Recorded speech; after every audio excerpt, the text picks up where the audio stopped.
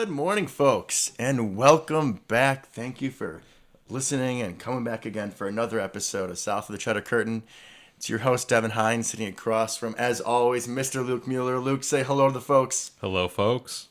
We are back for another episode after a exhilarating Week 3 win over the San Francisco 49ers. Our boys pulled out a barn burner, 30-28 over the... at this point, it's a rival in San Francisco. I would definitely say they're a rival.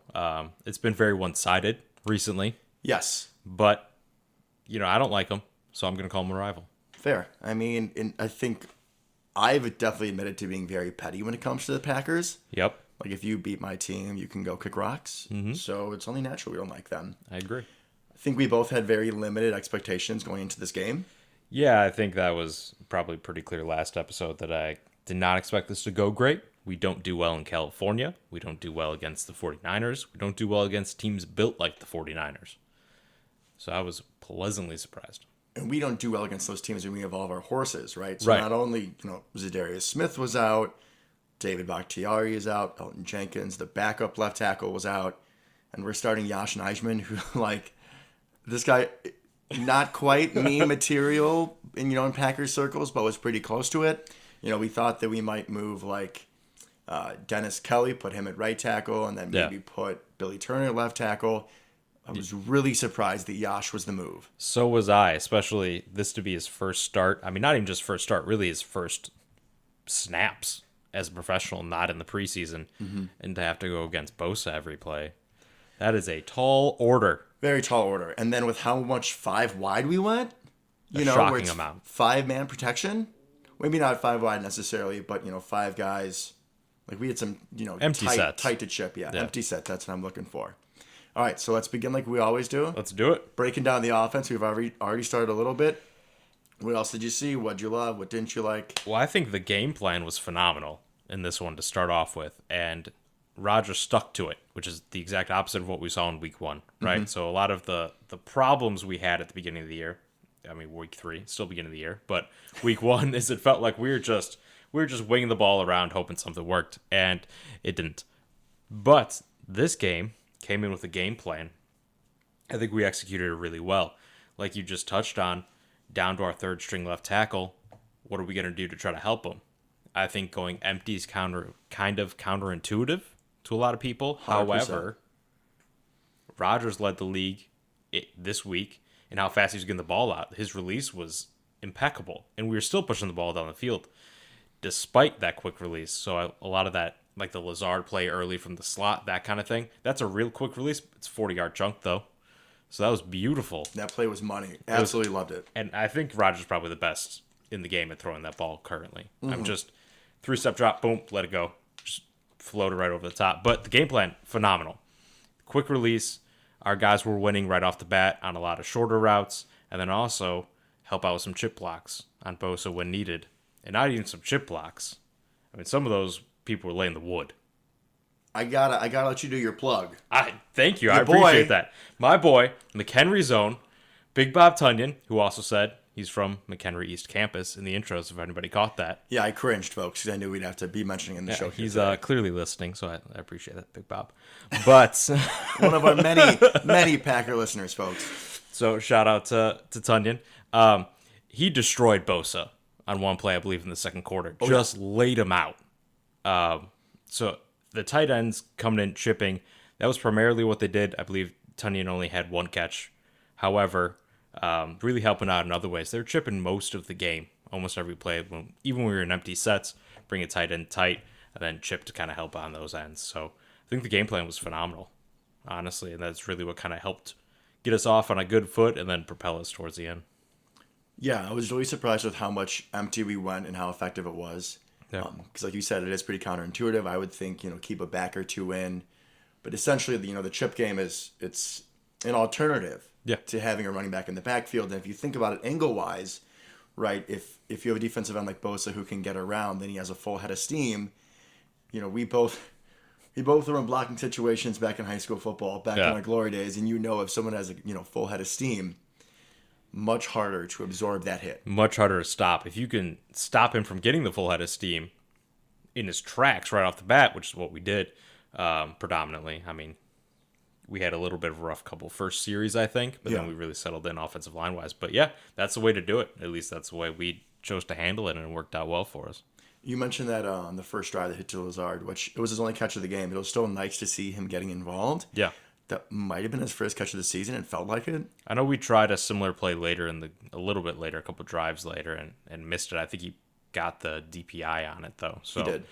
Still impacted the game, but yeah, I'd like to see a couple of the wide receivers besides Devontae. When you were mentioning the game plan and sticking to it, we have not seen the effectiveness and the efficiency of the Packers running game that we had last year and in years past. That may just be, getting used to the new offensive linemen. I don't think it's that Aaron Jones or A.J. Dillon are any worse. But unlike against New Orleans where they were begging us to run the ball and we wouldn't, like we stayed with it and we've kept patient, which is so important, right? So important. Currently, the team averaged 4 yards a carry, 25 carries, 100 yards on the dot. And that's doable, especially when you have Aaron Rodgers and Devontae. I mean, if you can get into 2nd and 6 every time, you'll be happy with that. Do your math, folks. You run it 3 times, 4 yards each. That's 12 yards. It's a first down. First down every time. Can't go broke making a profit. That's true. I think we had our first technical difficulty. Yep, That's a shoe drop or That's a phone okay. drop. We're doing all right. We're still okay. Nobody fell are. off our platform, folks. We're good. A little shout out to my boy Marquez. Marquez gets he himself. earned it. Yeah, he had a 30-yard bomb. Yeah, we finally hit one. Right, so that's open back up. Teams have to be looking for that. And then he had just a little out route in the end zone. Which for a long time, script on Marquez is you can only go deep. No, folks, you can run the route tree. He did, and that was a hard catch. Defender kind of flashing in front of him. That's not easy. It takes a lot of concentration, which is where a lot of his drops had come in the past. So that was great to see. Some growth from him. Like I kind of mentioned already, I'd like to see more. I mean, Devontae killed it and he's an artist out there. Oh, yeah. I mean, it's beautiful to watch him run routes and then after the catch. But he had 12 catches. The next closest person was Marquez at 3. I'd like to... So we can look at this 2 different ways, though. Yeah, right? true. So, like good old Colin Cowherd, love him. I don't love him. No. Colin Cowherd's like, oh, yeah, well, the Packers have no other receivers. And like you said, Devontae Adams has 12 catches. Yeah. MVS has 3. Lazard has 1. Maybe it's not that we have no other receivers. Maybe it's that Devontae Adams is the best receiver in the NFL. Without a doubt. And if he's open, throw him the ball. I don't disagree with that. I have no problem with that. I think I just want to see a little bit more of the scheming open that we had last year, which is kind of where we got some of that spreading the ball around a little bit. Fair. But yeah, if Devontae's just going to win his matchup every single time, then I don't really have a problem throwing him the football, especially on that final drive. Whew. I still just can't. I can't believe the 49ers coverage. Like, did they not realize that's exactly what we were going to do? I mean, their rationale, right, was that it's 37 seconds? 37 seconds, no timeouts. So where the Packers going to try to go? They're going to try to get to the sideline so that they can, save the clock. But they had one guy in the middle? Yeah, that was it. And the middle was wide open, especially that first play. Which, you see Devontae trying to get to the sideline, right? Couldn't quite make it, but he could add like 7, 8, 9 more yards if he just went right upfield. Correct. Now, obviously, everything turned out great, so I'm not going to complain about what he did. But even that second play, where Rodgers just kind of threw it to the ground a little bit towards Devontae's feet, that was huge. If he had held that ball a couple more seconds before letting it go, we could be much sadder today talking about the football game. I think I'd be much more mad because this was not. You look at the matchup, the Packers versus the 49ers. Mm-hmm. We kicked their ass. Yeah, we were the better team. We were easily, night and day, clearly the better team. Mm-hmm. But this was not the Packers versus the 49ers. This was the Packers versus the 49ers and the refs, which we will get into later. I mean, more so we talk about the defense. Yeah. But this game, the scoreboard definitely lies. This was not as close as it looks. No, we should not have had to come from behind. I believe we were truly the better team for all 4 quarters. We really just stumbled one time, I believe, on offense, truly. And that was when we got the ball back with, 8 minutes left, something like that. And then we threw 3 bombs, all incomplete, punting the ball. That was frustrating. That was a little bit week 1 flashbacks. But I'm glad we rallied, got it back together. Again, right? What did we talk about last week? That this was So it was an opportunity to get that monkey off our back. Not Right. only the traveling to California, but also like just this mindset that we're not a tough team. Right. We get hit in the mouth and we roll over and die. Right? That would have been a perfect time after that drive where we roll over and die, and we didn't. We did not. And when you talk about kind of punching people in the mouth, I was so happy to see our offensive line, how physical they were. I mean, they were taking it to that very stacked, very large defensive line for the 49ers. And even early on, they were setting the tempo, just double team, getting to the second level, pushing guys back. I think this offensive line, while very young, has the potential to be the most physical we've seen in recent times. So obviously over the last several years, we've been a little bit more pass blocking oriented. I think that's fair to say. We have the best pass blocking left tackle in the league. However, it's really nice to see those guys fire off the ball, kind of take it to them. Don't let them try to get it to you. So I loved seeing that. Kind of like you said, we were a little 49ers-esque that way. Let's just take it to them, get 4 yards at a time. That's fine. You'll break eventually. That's what happened. Now looking back at the stat column, when you were mentioning that you'd like to see other people getting involved in the passing game, I was a little disappointed. Josiah DeGuara. Yep, we talked about him. Good old Josiah, Yep. right? And especially this is a big game for him. Big game for him on the floor because he's supposed to be Kyle Juszczyk. Yeah, Didn't Kyle Juszczyk score a touchdown and Josiah had Like, one catch for 4 yards? the most important touchdown of the game. Yeah, But at least he did something. true. I think I stood up and cheered for Josiah when he got that one catch. And I think it would be remiss if we did not mention the fact that Aaron Rodgers had the same amount of catches as Big Bob and Josiah and more than Randall Cobb. Was think that that's on a an important deflection? stat. I don't remember that. Yeah. So he was trying to throw it to the left real quick, kind of a screen bubble situation, and Bosa smacked it. And for some reason, Aaron decided to catch it. Well, I remember he said on the Pat McAfee show that he wanted to get a couple yards. I was like, okay, bud, how about you just smack that thing down? Don't take the hit. I mean, it's negative 4 yards. It's hurting our passing average, man. How can you be so selfish? I know, but if you had him in a fantasy football league, PPR, could help you out. Would it? Can you? Yeah. Would it one be a per reception. positive? Yeah, you would get positive 0.6 points. Because, like, One for the catch, and you then lose negative yardage. 0.4 for the yardage. But, So anybody that had him out there, you probably enjoyed that. but do you get points for wide receiver points if he's slotted at quarterback? I Yeah, don't it's think just so. reception no matter what. Is Yeah. it? Yeah. I always remember wondering with like a punt returner or something. Like if you have like That's a Randall little, Cobb. I feel like we're getting off track here. That's a little different. But yes, so like if Aaron Rodgers we were to do the Philly special type scenario, you'd Yeah. still get the receiving points, yeah. Well, one of our listeners was asking about some fantasy stuff. So That's true. We can That's sprinkle true. it in a little bit. Yeah, we can sprinkle it on a little bit. That's fine. All right, and that's the sprinkle. Any other thoughts on offense before we go to defense? Well, I think there was one thing that I loved seeing, not from our offense. It was actually from the 49ers offense, but something we've brought up before is taking plays from the other team, using them the following week. Okay.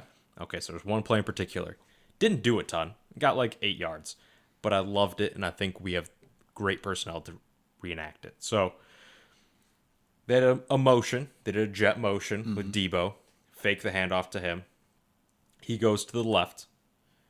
Jimmy Garoppolo and the running back start going to the right, kind of like a weird pitch option thing. Then he hands it off to Kittle, who follows in behind Debo. It's kind of like a second motion to the left. Debo's the lead blocker, and then Kittle gets like 8 yards on a rushing play. So I would love to see that with Big Bob, with Lazard out front. I think we could easily do that. I think that would be a great play. Will we? I mean, probably not, but I love the creativity of that play. I really want to see us do something like that going forward. I thought wouldn't be that was surprised genius. if we do it. That'd be great. I really hope that in a week or two we can talk and be like, remember that play we talked about? It happened. It happened. And Tunyon ran for like a 40-yard touchdown. Something we predicted actually happened. That would be amazing. We're a little hit and miss sometimes here, We're folks. pretty much just miss at the moment, but that's okay. Well, I had a hit that we're going to get to on defense. You did. I'm still pretty excited about. But You when I did. make 20 hot takes, you hope that I get one or two of them right. Quantity over quality. No problem. But talking about that George Kittle play, Yeah. it was a beautifully designed play. Mm-hmm. But what my mind goes back to is it was so jet motion, right? A lot of moving pieces, a lot of misdirection. Mm-hmm. Only 8-yard gain.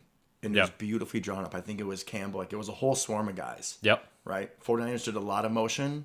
And they weren't just met by one guy on their motion. They were met by, 2 or 3.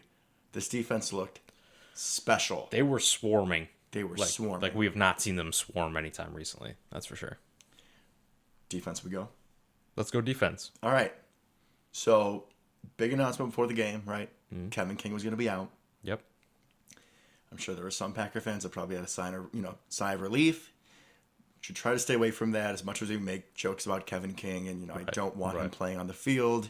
Obviously, you don't want him actually hurt. Correct. So, I think he's still a little banged up for this week. We'll see if he goes. Mm-hmm. We don't want him starting out there, but obviously we don't want him hurt. So, nothing about the best team, Mr. Kevin King. Hope you're feeling better.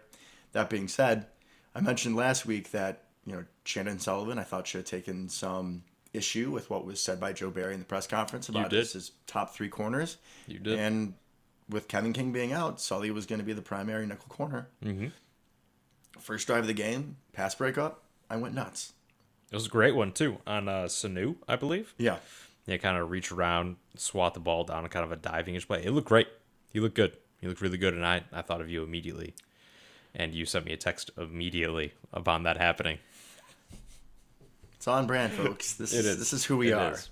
So, Sully, yep. Right, a guy he's not all pro. He's never going to be. No. He's a guy on this defense who, like I said, we don't expect to be all pro. We just need you to do something once or twice a game. Yeah. To be consistent and make a play. And you had him, and I can't believe I'm saying this, but Lancaster. Lowry, you had a whole bunch of these just role guys. Just all my guys. Like replacement level guys. A lot of Luke's guys. A lot of my guys. I was impressed with. Yeah, they really played well. And it takes an entire team effort when you're going up against a offensive bind like Kyle Shanahan, because he will find your weakness and then kind of play off of that. So everybody's stepping up to the plate, not just the heavy hitters. We knew Jair was going to have a good game. We knew Kenny Clark would show up. He had a phenomenal game, by the way. Did you notice that they got really creative with Kenny Clark? Usually they put him up right over the center of the guard. Just straight up nose tackle, defensive tackle position. First time I've seen this in years where they put him at, defensive end. Yeah, they do it occasionally, but it's pretty rare. And then they did it more this game than they had Lancaster in as the nose tackle. Which normally would make me cringe a little bit, but yeah. I'll say it. Tyler Lancaster came to play. He did. He had some good pressure. Was definitely getting some penetration, which is great. Kenny Clark was a man. I mean, if we look at the last 2 centers we've played, right? It's been Ragnow and then now Mack, 2 of the best in the league, with Mack being one of the best in recent memory. Mm-hmm. He just manhandled both of them. I mean, he doesn't really show up in the stat sheet a ton, Kenny Clark, but he had a couple plays that were phenomenal, where he just drove straight back into Jimmy Garoppolo or the running back and completely blew up the play. Exactly. Even if you're not getting the tackle or sack, you can still blow up the play and, reinforcements arrive, right? Like This team has been swarming to the ball. It has, which has been awesome. And I think somebody that we've talked about a little bit the last couple of weeks, Devondre Campbell, had another really good game. He's one of those people that he just seems to be there. He's just always in the right place. Right. He almost had a pick on one of their first drives, too, towards Kittle. Just kind of went off his hands. He had the fumble recovery. He's just right place, right time guy. And we haven't had one of those in a while. So that's really good to see. A little bit of athleticism helping in coverage. I think he's played really well. I mean, he's not Fred Warner, right? Want to make that clear. But he's honestly best since Barnett. So far, AJ we're Hawk. 3 weeks in. It's a hot take. I know. This is what we do. But, man, he's looked really good. Let's respect Desmond Bishop. Thank you very much. Desmond Bishop. Cement feet. But he was a thumper, man. He was. He'd give people headaches, that's for sure. So, yeah, I thought he played great as well. I mean, really the center of that defense was really good. And I think the defensive line, with how much each of them stepped up, I mean, we talked about Kenny Clark, obviously, your boy Lancaster, and even Dean Lowry. My boy Dean Lowry. Dean Lowry. Rockford Zone. There, even I'll jump in on it. Dean Lowry, in, second or third quarter, they did a stunt, right? Mm-hmm. So where you have your defensive linemen sort of rotate and shoot opposite gaps that they would, trying to confuse the offensive linemen. But usually in those stunts, you have somebody that you're trying to get free. The other guy's a little bit more sacrificial. Yeah, so Dean Lowry was a sacrificial lamb, so he does a spin to the inside, and he all of a sudden found himself like getting onto Jimmy Garoppolo and got a sack. Yep. It was pretty comical to watch. It was. You can sort of see Dean Lowry's like confusion, excitement on the play because he shouldn't have been. No. He shouldn't have been. I don't want to say open, but he shouldn't have had a free lane to the quarterback. Right, like that was not drawn up for him to get that pressure. He was no, just supposed to eat a blocker at that point. So very happy with the defensive line. Yeah. Very happy with Campbell. I gotta say, so Chris Barnes goes out with, I want to say, was it a concussion? I believe so, yeah. Concussion. So we'll see about if he can play this week.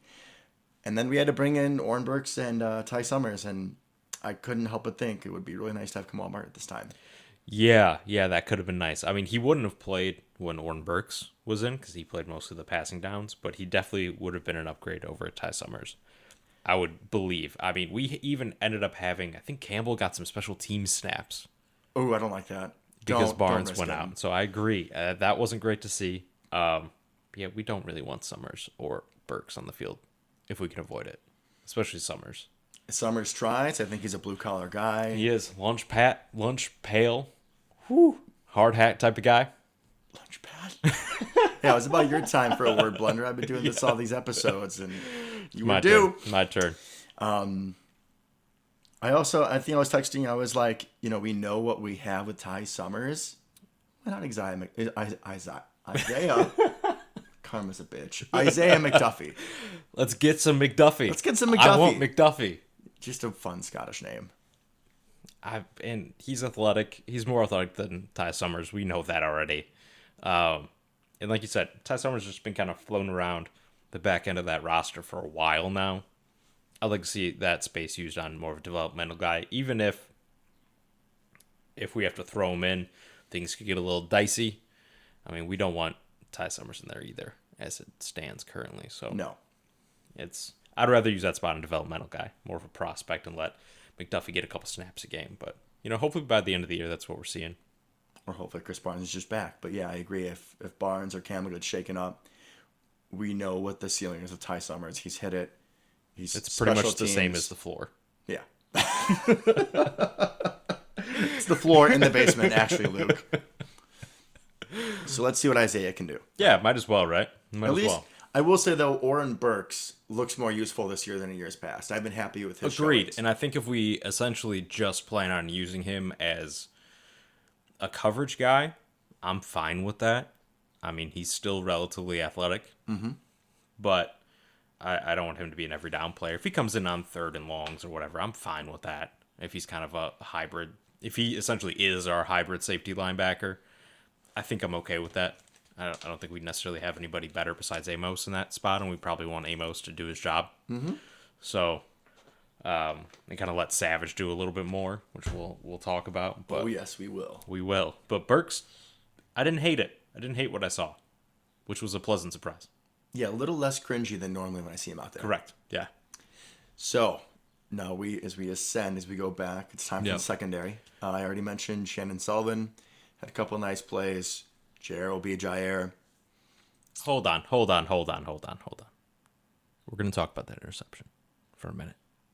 It was a thing of beauty. We're not just going to skip over Jair because he's awesome. We're going to talk about Jair. Maybe I was going to circle back to it, but all right, we can. Sounded like you were skipping it. We're not going to do that here. Because that interception was beautiful. Where he comes from right deep third and then just books it, beats Kittle to the ball, and catches it. Reminded me of like a center fielder going for a catch, right? Just right there in the basket. I mean, that was a phenomenal play. Who was the guy in primary coverage? Do you remember? Stokes. And he was right on Kittle. I mean, Kittle probably still makes that catch, but you got to be happy with the rookie there being right on the ball in a position to at least attempt to make a play on it, right? Correct. Yeah, and I think that's what we've seen from Stokes so far is that even when he's given up a catch, he's right there. I mean, he's not just kind of 10 yards away in La La Land like we'd see Kevin King. You took the words right out of my mouth. Where Kevin King would just be, in the same zip code sometimes as the receiver. He's usually not on the screen. Or maybe you can see like a hand in the corner of the screen. You're like, there you are, Kevin. Found him. I spy with my little eye Kevin King in the corner of the screen. Where Stokes is there and then makes a tackle. I'm like, hey, if that's where we're at, that's a huge improvement. And then obviously, hopefully, we see a little bit more ball skills. That's what he was known for at Georgia. So looking forward to seeing a little bit more of that. But yeah, Jair looked great. Stokes looked pretty good. I'm happy with him as being the second corner from here on out. Oh, he looks wonderful. And between the two of them, I think that it really opens up a lot more opportunities to go man. I agree. Because, like, if you think about it, if you look at the other side of the ball, we played the 49ers. They started 45-year-old Josh Norman out there, who's going to be able to run with nobody. Yeah. Meanwhile, we have two very athletic corners who are also good at their job. That's a huge difference. Like you said, you can easily just man up when the situation calls for it. Yeah, that's great. And it's not like, I think it changes also like the offensive mentality, right? Because before it was obviously like throw at Kevin King. Yeah. You think about if a team has a real number one lockdown corner, you don't want to throw at him. And it's even easier to throw at the number two corner if it's Kevin King. Correct. It's not going to be as automatic now with Eric Stokes. That isn't just going to be an easy, 10, 15, 20 yards. Right. Like it was in games or situations past. Correct. So we've talked about Jair. Can we continue now? We can continue now. Yeah. Sorry for my blasphemy. Yeah, just got to respect him. It's fair. It's a fair point. So, Jair, being great. Mm-hmm. Talked about Sully. I guess now we've already talked about our rookie. Yep. One thing I really wanted to bring up was Darnell Savage's play. I thought went to another level this game. When I think Darnell Savage, I think of somebody who's supposed to be a ball hawk. Yep. Not necessarily extremely physical. It's kind of a thought we have with a lot of free safeties, right? They're supposed to be roaming. We were hoping with this defense that we would put Adrian Amos back deep because he's just consistent. He doesn't let anything behind him, secure tackler. And then you hope that you let Savage, who's really athletic, get more in the box, interrupt shorter routes. Right, kind of make play some that. plays in the ball. I believe they call it the star position in this defense. A little more of a roamer. Yeah. Exactly. And that's exactly what he did. He had a couple really good hits on Debo, which I do not like Chris Collinsworth, but that was one of the few points he said that was accurate, that some of those hits on it's Debo Samuel. Most other receivers in the league are not going to catch that. Which, I mean, hats off to him, good player, but Debo's a man out there. Debo is a man, but Savage is playing like his name entails. He was a Savage. He was. And I love to see it. He was flying around, and I think it's a little bit, once again, counterintuitive to put Amos back there, the slower, bigger, better tackling guy, right? You think of him more naturally as a strong safety in the box, type helping the run or whatever. But I agree. I like seeing Savage just run around and just make plays. I mean, obviously, nowhere near here yet, but Earl Thomas would do that too as well. Like, he would just kind of fly around, do whatever. Cover guys in the slot, play some shorter zones, just whack people, a little bit of run support here and there. I think that's kind of what we're seeing out of Savage in flashes. Still a little inconsistent, but that's a huge player to have in defense if he grows into that. And that Earl Thomas comparison is interesting because his partner in crime in that secondary was Cam Chancellor. Yeah. Big physical safety. Mm-hmm. Now, I'm not saying that Adrian Amos is anywhere near the physicality of Cam Chancellor, but they're a similar body type. They're both Big guys. Big guys for safeties. A little slower, secure tacklers. And I mean, you see how it worked out in Seattle. If you have the luxury of having an elite tackler, a strong safety, you can let your free safety roam and, be disruptive, make some plays. And it helps to have one of the best cornerbacks in the league, Richard Sherman, Jair Alexander. So, yeah. Interesting comparisons. Yeah, obviously, we play a different defense than they do. Mm-hmm. But I think having similar strengths at those positions can definitely give you a lot of creativity on that side of the ball. And I think we've seen some of that. And also being willing to put a little more pressure on the opposing quarterback. Right? Don't just drop everybody. Have some people roam around. Have some people blitz. And have confidence in who you have back there. Because we have a good group. We have a good secondary. Joe Barry was a lot more aggressive throughout the entire game, not only with dialing up blitzes, switching up man and zone, but even just like on 4-man pressures. I feel like in week 1 we didn't do any stunts, like at all. The pressures were just boring and vanilla. A lot more stunts. Jimmy G was under a lot of duress. He was, constantly. Even with like Jonathan Garvin. Like we had Jonathan Garvin and Chauncey Rivers play a lot. Yeah, they did. And they still got pressure. Yeah, which is kind of weird to see, honestly. But I'm very happy about it. Yeah, looking here, Garvin had 20 snaps, Rivers had 13. And there weren't liabilities, and they got a little bit of pressure. I mean, they were noticeable. So I agree. I think the defense has been night and day since week 1, and even week 2. We're just improving every single week. Garvin had half a sack. Oh, hey, I'll take very it. Proud. I will take it from Garvin. I think, can you imagine when we get Z back? I mean, the guy who actually puts pressure on the quarterback out of our main 3, that we could have a dangerous defense. I'm not going to say we're going to have like top 5 in the league or anything, but I think we're seeing some pieces that you're not going to necessarily want to play as. We're going to get Z back. I mean, Stokes is just going to get better. Yeah. Right? Just going to keep growing. Hopefully Shannon Sullivan can keep developing in the slot, which we were hoping with this defense he'd be better. We'll see. We will see. I was definitely feeling a lot better about our defense, like during that game and afterwards, than I think we did after week 2, and especially after week 1. 100%. It felt like we had a real defense. Something that we need to address over just the game as a whole was how really dominated this game. Yeah. I think if anything, we've been a little low on ourselves from this game so far. You meaning during our discussion? Yeah. During our show? Yeah. Yeah, I mean, we straight up kicked their ass. Yeah, we In did. the first half, we dominated. I think it was, 14-0, and then they had that kick return. Was that in the first half? Yeah. Yeah. That was the end of the first half. So, folks, if you haven't noticed by now, our Packers special teams is trash and has been for years. Hold on. We're going to circle back to that. We're going to circle back to the kick Yep. return? No, just the special teams as a whole. Can I talk about the kick return? Or Sure. All Yeah, right. if you want to. So, I try to forget about it personally. well, we got to bring it up, though, right? We do, When we're we talking do. about this game flow, we have to bring it up. So, the Packers were due for a crappy, kick return, punt return coverage, yada, yada, yada. And it happened late in the first half. 49ers get the ball up to, 35, 40-yard line? Yeah, something like that. Puts them in an easy position to score.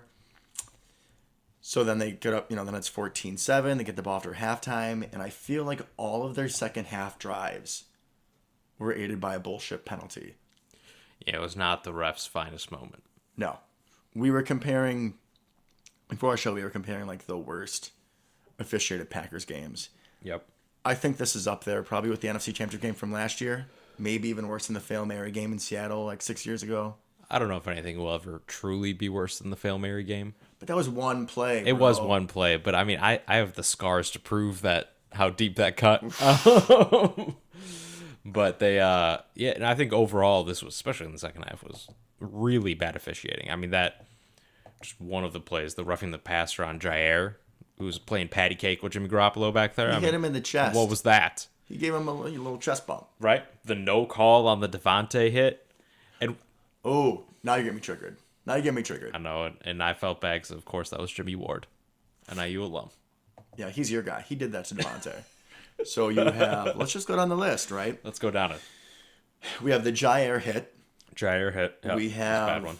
have 2 calls on Eric Stokes. Yep. One of them, they got the receiver like tripped over himself, and that's a PI. And then there was another one that we were discussing earlier that I don't remember seeing it, but I didn't think it was bad. No. A little ticky-tacky. I think it was a little ticky-tacky. That one, I would have been okay either way. You have, in the red zone, Jimmy Garoppolo is under pressure and spikes the ball. Yep, just spikes it. Just spikes it. But not immediately, right? Like, he's not trying to save the clock. It was, like 3 or 4 seconds. Oh, nobody's open. I'm going to spike the ball. That's Yep. intentional grounding, folks. That's quite literally the definition of intentional grounding. And then you call those on us, which I feel like all those are on third downs. Yeah. Yeah, I mean, they were all backbreakers on defense. And then you have a clear helmet-to-helmet on Devontae. Defenseless receiver. Easy call. Nothing. Which, thankfully, he's okay. All indications are he's good. I don't know how. Knocking on wood, because sometimes, it was a head-on-head. I was in those can be like those car crashes, right? I was in a car crash. As you remember, coming home from prom, great times. And sometimes you feel okay. You feel okay after the hit, and then you get some whiplash a couple days later. Right. We've heard nothing, so I'm assuming it's fine, good to go. Definitely a scary moment. He was down for a few minutes, and I think we were all holding our breath. Absolutely. And in hindsight, how exactly would have that last drive gone if Devontae couldn't have been out there? Well, Devontae wasn't out there. My boy Marquez was a little banged up, too. He was not out there. He was trying to get out there. A lot of heart. A lot of heart. A lot of heart from Marquez. You love to see it. So who do you put out there? Like Cobb and Josiah? Big Bob? See how it goes? Hope for the best. Do something fun. Maybe a little hook and ladder something. Where's Jeff Janis and Richard Rodgers when we need him, right?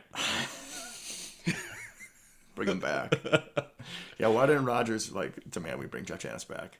He should have. He really should have. That's the real tragedy of the He was the offseason. greatest receiver of all time for one drive. He really was, though. He was. Magic. He was. 2 Hail Marys in a row. And if That you has, just, that has to be an NFL record, right? it has to be. And if you just pretend that the game ended there, you'll live a much happier life. Anyways, moving on. Let's talk about the good parts of the special team, shall we? Oh, that Mason Crosby guy. That Mason Crosby guy. Yeah. Just drilling the game winner, by the way. And something that, honestly, we probably should have talked about at the beginning, which is that entire little last sequence, right? So Rodgers throws the completion to Devontae, right? Spikes the ball. Throws the incompletion to Devontae. Throws the completion to Devontae. Spikes the ball. Did you see what he did after he spiked the ball when he was going off the field? Him and most of the offensive line and Cobb just start fist bumping. They're excited. They knew it was already going in. That as soon as they got in range, it was over. Mason Crosby, ice in his veins, Silver Fox.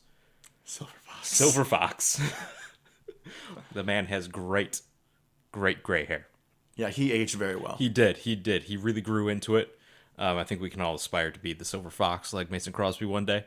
And just drilled it. Right? I mean, almost got blocked. But just drilled it. And he hit a 54-yarder earlier in the game. I mean, he's no spring chicken anymore. Obviously, the Silver Fox. He really stepped up to the plate big time. And the confidence that the rest of the team had in him making that kick really speaks volumes about him. Especially at this point in his career. And it's not that long ago that we had that yip season. So anytime that he steps up to the plate, knocks it out of the park, I'm super happy for the guy for everything he's gone through. It only counts as one win. Yeah. But this game meant a lot on so many levels. Yeah. The defense being aggressive, showing up on the road. California, we don't do that. No, we don't. Mason Crosby's late kick, clutch. This was week 3, but this felt like a playoff game. Yeah, the intensity was there for sure.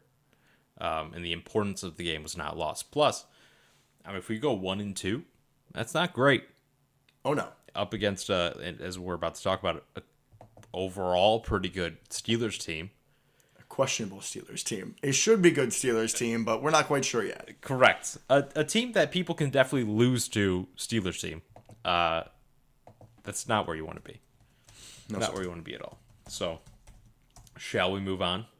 All right. To next week? We're on to the Steelers. Let's go on. So this Sunday, October 3rd, the Pittsburgh Steelers come to Lambeau for a 3:25 kickoff. Mm-hmm. Last week, they lost to the Bengals. And looked real not good doing it. No, Big Ben threw 58 times. That's a terrible idea. For an average of 5.5 yards, 1 touchdown, 2 interceptions. Sacked 4 times with a rating of 70.9. Yeah. Yeah. And my favorite part of his stat line is the fact that 19, almost a third, well, actually a little over a third, of his attempts went to Najee Harris, the running back, as dump-offs. Is he now Captain Checkdown? I believe he is. Is he 2014 Alex Smith? I think we've kind of gotten to that point in his career, yeah. Najee Harris is not exactly like a third down receiving running back like Chris Thompson. He's not Darren Sproles. He's not Darren Sproles, where that's kind of a game plan, right? So they're all checkdowns. They're all checkdowns. And you have good weapons down the field. Yeah, I mean, you have Chase Claypool, you had Juju, Deontay Johnson was out. I believe he'll be back for this game. But, yeah, you have good players. Eric Ebron, James Washington. This offense definitely has pieces to keep the defense honest. Yeah. Sounds like people are wondering if Big Ben's are losing faith in the deep ball. He just doesn't look confident. I think it's lost. I think it's gone. Yeah, I don't think this is me knocking on what I'm hoping so. Yeah, we're going to say that, and Chase Claypool's going to put up like 200 yards on us somehow, but nothing but 50-yard bombs. But it'll be interesting to see how our defense matches up. Yeah, it's kind of what they do is what we try to make people do. They just want to check it down. We very much have a keep it in front of you defense. So that'll be interesting. That'll definitely be interesting. If we can control Najee Harris, keep him locked down. I mean, he had 40 yards on 14 carries, which is not great. And 20 of those yards came out 1 carry. So he had 20 yards on 13 carries. This might be quite the challenge, though, because we did learn, unfortunately, Tyler Lancaster will not be playing in this game. I mean, yeah, we're going to be missing blow. our stud in the middle there. I don't know what we're going to do. Naperville's own. We'll see if we can survive without Tyler Lancaster this week, folks. Don't worry. I know what's going to happen. Oh, do share. Jack Heflin, obviously. I hope Jack Heflin. Prophetstown's own. Jack Heflin coming in, stepping up for Lancaster. You know, if he does something, I won't even give a shit with your whole Prophetstown own crap. I'll just embrace it. I'll push through it.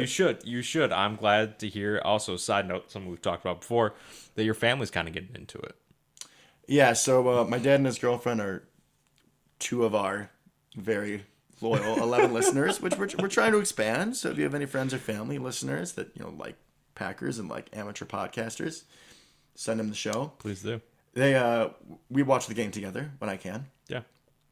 And they often get a lot of references. So whenever Big Bob or Lancaster or someone does something, my dad just looks at me and laughs. I'm like, God damn it, Luke. So now it's catching on. Expanding. It's catching on. I am spreading the local boys to the rest of the area, and it warms my heart, honestly, to hear that from your family. So well, I'm glad it does. I man. appreciate that. Back to the Steelers. So the Steelers offense, despite the fact that we won't have the man god that is Tyler Lancaster, don't know what we're gonna do. The Steelers offense is not my primary concern in this game. No, definitely not. Steelers defense has one of the top front sevens in the NFL. They've been a little underperforming since their stud TJ Watt has been banged up. Mm-hmm. He still is on the injury report. I believe he's listed as questionable. He should be going. Him and Alex Highsmith, another linebacker, they should be good to go. Yeah, and even if he's limited, his backup is Melvin Ingram, who's not exactly a slouch. I mean, probably at this point in his career, not somebody you want to play every down.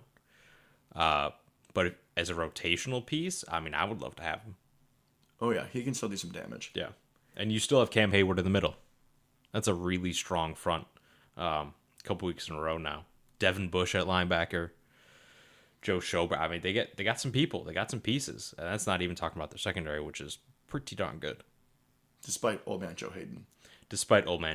But they have arguably the best safety in the league currently in Minka. Yeah, Minka's going to make up for a lot. He makes some plays. Oh, yeah. He's one of those ball hawking, roaming free safeties where he just shows out of nowhere.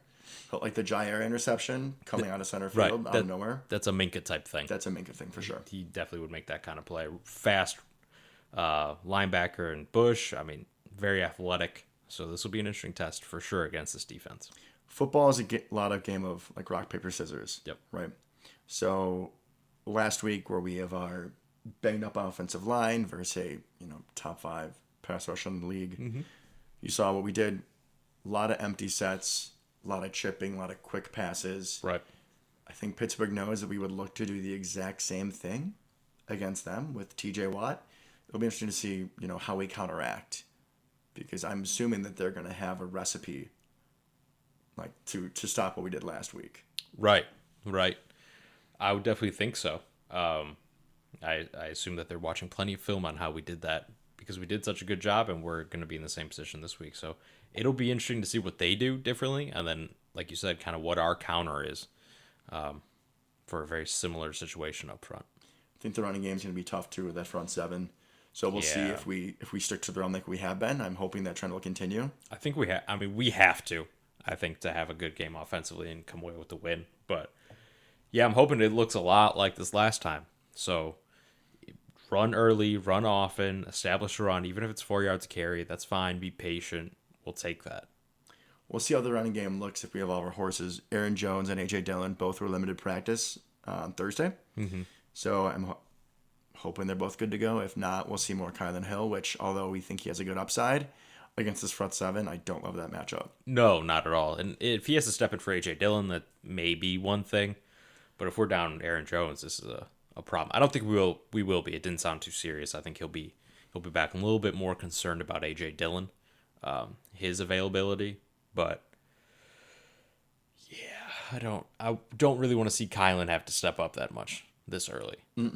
Especially not against this team. No, not so concerned about the actual running of the football, but definitely pass protection and stuff like that is going to be very important this week. So we'll see how that works. So MVS won't be playing. He's still dealing with that hamstring issue that I think he pulled probably in the fourth quarter. Yeah. So do you think it's just EQ we bring up? Why not Winfrey? We were so high on Winfrey in the preseason. Why do we bring EQ back? Up. Just so we could get a catch. He's not playing against the Lions. Yeah, no, that's not the Lions. There's no excuse. Yeah, I don't know. I would like to see Winfrey. Realistically, whoever it is probably won't see the ball a lot. Not going to have a huge part to play. Malik Taylor will probably get more run as a result, I imagine. We saw more Amari Rodgers against the Niners. A lot of jet sweep, not a lot of plays to him. Could this be the game where he gets involved with Marquez being out? It could be. It could be. I doubt it, honestly. It feels like they're kind of really rationing the amount they want to use him. I'm hoping maybe this opens it up somehow for a little bit more Cobb. And we still haven't seen a lot of Cobb either, and I'd like to see him get a little bit more involved. I understand it doesn't have to be an absolute monster from the slot, but just a little bit. You can get him involved in some creative ways. But yeah, we're not really going to have that deep threat. Amari's not really a perfect match for that. Mm-mm. Maybe Malik Taylor. Maybe. In this definitely Winfrey or EQ, but I just don't trust him. This matchup, even if Marquez was playing, isn't great for the deep ball. No. Right. I'm amazed at how well our pass rush held up last week. I don't think we can assume they're going to do that well this week. No. And like we just talked about Minka Fitzpatrick. You don't think he's watching film on Marquez going deep? I mean, obviously, Marquez isn't playing, so it wouldn't matter, but that's something where I would see him being able to eliminate it. So even if Marquez was playing, I think it's still the short game is where we have to be hitting him. Yeah, I would agree. So yeah, maybe we see more Rodgers, more Cobb. I'd be very happy to see them incorporate a little bit more into the offense. And obviously, we're going to see a heavy dose of Devontae just schooling everyone. I hope so. I really hope they put old man Joe Hayden on Devontae. That would be amazing. It's funny. I caught wind of Joe Hayden saying that Aaron Rodgers is his favorite quarterback. Yeah, we'll see how you feel after the game, buddy. After he puts you on the job. Hopefully it's a rough day at work for Joe Hayden. Any other thoughts for our Steelers matchup? I think I'm just excited for the game. Should be a good game. It's another good test to kind of see where we're at. If we can come out of this at 3-1, I'll feel pretty good about the team. Especially after that week one Especially start. after week one. We were like, this is not going to get any easier. No, we play a hard schedule. So one of the hardest in the NFL. So any win you can pick up against a playoff quality opponent, despite their dink and dunk offense, I think is crucial. So yeah, we got to come out. If we can get on top of them quick and early, like we did with the 49ers, I don't really see a way for them to kind of work their way back in. Just dump the ball off all game. So I think that's going to be our key. Is kind of front run a little bit. That's where we're the strongest. So hopefully we can get the ball and score a lot in the first half. Get up on them. Allow our pass rushers to do their thing. Yep. And Ben's going to just chuck it. Yeah. I feel like he's going to the point. I mean, he's always been a risky guy, but especially now, he's going to throw into double coverage. He's going to make some mistakes. Yeah, so our secondary needs to be ready to make plays. Definitely. Yeah. All right. So as promised with our podcast, folks, for our Chicagoland listeners, we will talk about the Bears. So, Luke, you want to lead us off with our last week's Bears game? Justin Fields, first start. Oh, I would love to. Oh, I would love to. Fill our viewers in. Good Lord, was that awful. Woo, 1 net yard passing. That was so bad. I've never seen a line like that. 1 net yard passing. Yeah, I mean, historically, it was one of the worst offensive performances in the last several decades. I mean, this was real bad. 9 sacks, 4.5 from Myles Garrett by himself. I mean, we talked about how good our game plan was to kind of help out the offensive line. I don't know what they were doing. Nothing. They did nothing. They went empty, I think, as much as we did, but there were no chips. There was nothing. No chips. There was no running back to help against Myles Garrett. They just let him go. Yeah, and Jason Peters is like 75 years old at this point. Yeah, I really feel bad for Jason Peters. Yeah, he should have stayed fishing. You should not have come out of retirement for this team, my man. I mean, this guy was all-pro for so many years, and then to watch him just like this, like if this is his last stop, which I'm hoping it is, dude, that's just not a way to be remembered by. No, absolutely not. And, I mean, Justin Fields didn't look good. Matt Nagy did him no favors with the offense, did not help him out at all. And then Justin Fields didn't really bounce back from that either. You can tell the game's still too fast for him. There's a couple times where Justin Fields got caught, and you could tell he was a little surprised he got caught. Welcome to the NFL, buddy. Everybody's fast. Yeah. You can't just take off and outrun the random, Michigan defensive tackle who's going to be working at Starbucks next week. Like, when he graduates. It's I not... prefer selling insurance, but That's Starbucks fair. insurance. That's fair. Whatever. It's just... The game is different. The speed is different. You are no longer the absolute best athlete on the field. I mean, he's still a freak athlete, and I think his potential is still super high. But you're going to have to be a little bit smarter because Myles Garrett will come and eat you alive. Yeah. And you hope this game teaches him a little something. A little something. Their defense didn't look great. The Bears? Yeah, the Bears defense. I thought they held up really well. Considering. Yes. Considering. I think... That's why I didn't say they looked terrible. They just didn't look great against that offense. Which you know what you're going to get from the Browns. They're going to run. They're going to run some more. They're going to run play action. And then they're going to run. And that's it. It's a good offense, but it's not... You kind of know what's coming to a certain degree. Great running backs that make the whole thing work. And Kareem Hunt and Nick Chubb. And when Baker's on, he's a great quarterback. But that was... I mean, I watched most of that game, and that was rough. I felt bad. It was painful. Yeah, it was painful. To watch for the kid. All the Bears fans we know in our lives, right, that were so excited for Justin Fields, that wanted this so bad, that were happy in a way when Andy Dalton got hurt, and that meant Justin Fields gets to take over. Just the disappointment. I mean, their hearts just got ripped out watching that game. I felt so bad.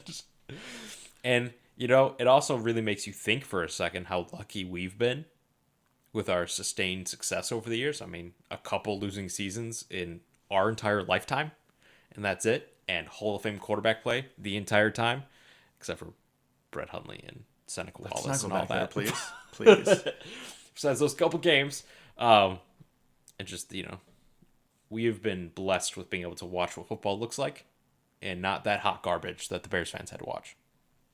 I think they should have fired Nagy after that game. Yeah, I'm not surprised they never have in the history of the franchise in the middle of the season fired a head coach. But, I mean, if they lay a stinker and they lose to Detroit, and if they look like that losing to Detroit, I think he's got to be gone. You have, 7, 8, 9 months to prepare a game plan for Justin Fields, right?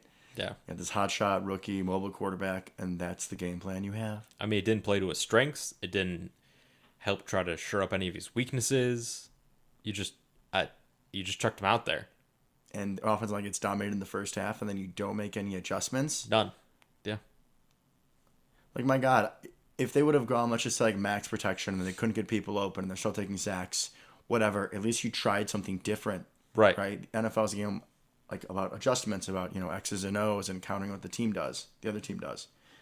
There was nothing like that from Matt Nagy whatsoever. No. He was just going to stick to the script. Okay, these are the 30 or 40 plays I have dialed up. Probably still won't work. Oh, well, too bad. We're just going to keep doing it. Yep. Wild. Absolutely wild to watch that game. I mean, that, like I said, I felt bad. You explained it perfectly. It was painful to watch. And as Packer fans, we don't want Justin Fields to do well, of course. Obviously. But Luke and I are also just really big fans of the game. We're big fans of football in general. And I was excited to watch Fields play because I like watching good football. I like watching mobile quarterbacks. Absolutely. Like Michael Vick was one of my favorite quarterbacks to watch of all time. Right? Yeah.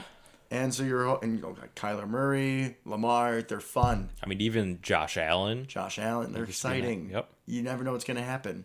So you're really hoping you get another joy to watch in Justin Fields.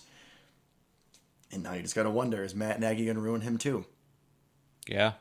Yeah. I mean, It's early, but it seems like we could be going down that road again. Yeah. Yeah. I mean, Mitch never looked that bad. Obviously, Justin Fields is a better football player, or should be a better football player than Mitch. Should be. If he Well doesn't said. get broken. But man, yeah, you don't want to see the kid go down like that. And hopefully he doesn't. Hopefully he bounces back. I want the Bears to lose every game. Let's not get that wrong. Agreed. But I want Justin Fields to not be like emotionally and mentally scarred from the beating he took. And yeah, you can definitely break a quarterback that way. That's for sure. Especially Ask David Carr. So, Oh, yeah. poor guy. We don't need that to happen again. Oh, David Carr. You know what though? He's bounced back. He's doing really well on NFL Network. He has. I love watching him on the NFL Network. So good for him. Good bounce back. All right, my friend. Any other takes for the episode? No, I think that's pretty much it. I'm looking forward to this game. Should be a good one. Yeah, that's all I got. Alrighty, folks. So we thank you again for tuning in. If you like and subscribe, we can try to get our podcast out there a little more. Luke and I have also discussed about opening up for questions, right? For our 12 or 13 loyal listeners, however many there are. We wouldn't think it'd be a bad idea to have you guys shoot in some questions or things you want discussed on the show. You can email them to me, and I'll send them to Luke at devin.hein@gmail.com. Till next week, thank you, and go Pack Go. Go Pack Go.